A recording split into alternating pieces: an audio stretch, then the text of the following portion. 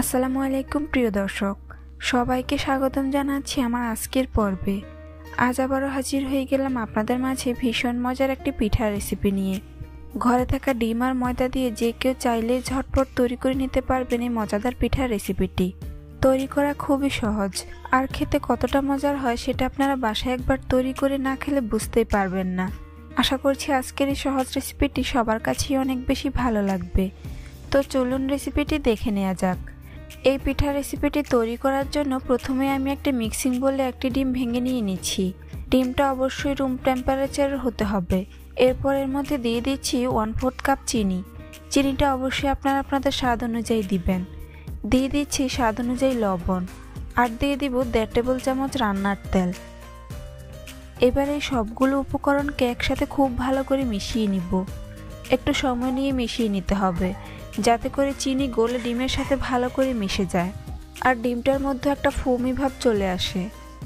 বেশ কিছুক্ষণ ধরে এভাবে বিট করলে চিনিটা গলে মিশে যাবে।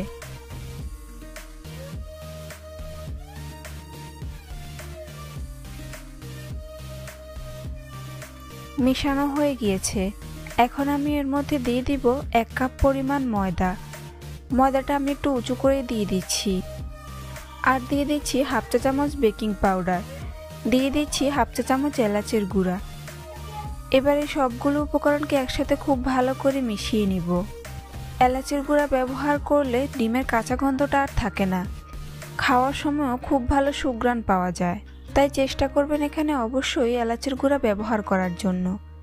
এভাবে বেশ কিছুক্ষণ মথে নিলে একটি সফট ডো তৈরি হয়ে যাবে। ডোটা তৈরি করার সময় আপনাদের ময়দা কম বেশি লাগতে পারে। এই তো আমার ডো তৈরি হয়ে গিয়েছে। এখন আমি এটাকে একটা শক্ত বোর্ডের উপর নিয়ে নিব। তারপর এর উপর সামান্য ময়দা ছিটিয়ে নিব। এরপর ডোটাকে ভালো করে সেট করে নিব। এখন রুটি বেলে নিব। মাঝারি পুরুত্বের বড় সাইজের একটি রুটি বেলে নিতে হবে।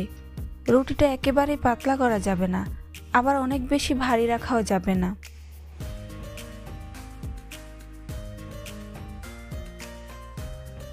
এই তো আমি রুটি বেলে নিয়েছি। আপনারা দেখে নিশ্চয়ই বুঝতে পারছেন রুটিটা ঠিক কেমন হবে। এখন আমি এরকম একটি কুকি কাটার দিয়ে পুরো রুটি কেটে নিব। আপনারা আপনাদের পছন্দ মতো যে কোনো শেপে পিঠাগুলোকে কেটে নিতে পারেন।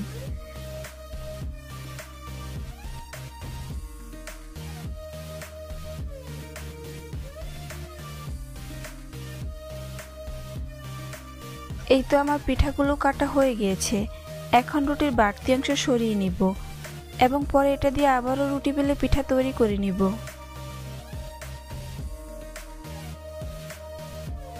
দেখুন পিঠাগুলো দেখতে ঠিক এরকম হবে।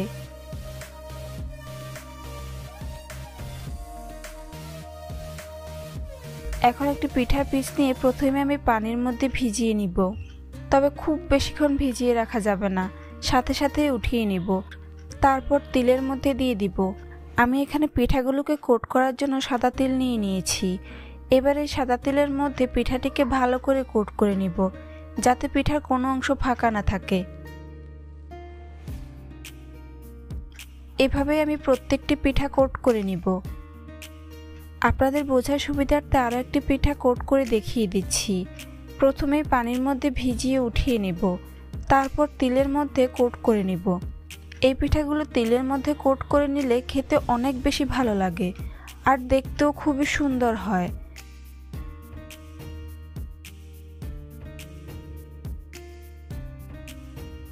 একই রকম প্রসেসিংয়ে আমি সবগুলো পিঠা তৈরি করে নিব। এই তো আমার পিঠাগুলো কোট করা হয়ে গিয়েছে। এবার এগুলোকে ভাজার পালা। তাই চুলে একটি প্যান বসিয়ে পর্যাপ্ত পরিমাণে তেল গরম করে নিয়েছি।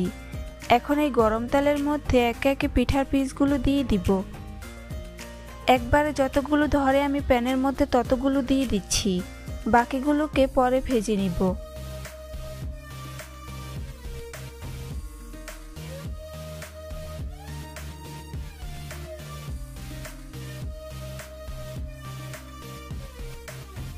কিছুক্ষণ পর এগুলোকে উল্টে দিব।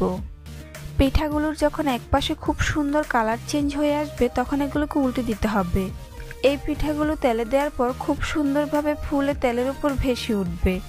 চুলার আঁচ মিডিয়াম টু লো হিটের মাঝামাঝিতে রেখে পিঠাগুলোকে উল্টে পাল্টে ক্রিস্পি করে ভেজে নিব। বেশ কয়েকবার উল্টে পাল্টে এগুলোকে লালচে করে ভেজে নিতে হবে। আর ডিমের পিঠা লালচে হতে খুব বেশি সময় লাগে না, 2 মিনিটের মধ্যে পিঠাগুলো ভাজা হয়ে যাবে।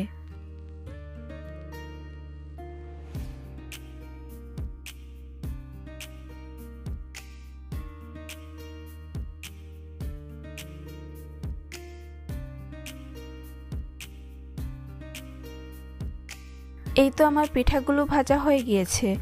এখন এগুলোকে তেল ঝরিয়ে উঠিয়ে নিব।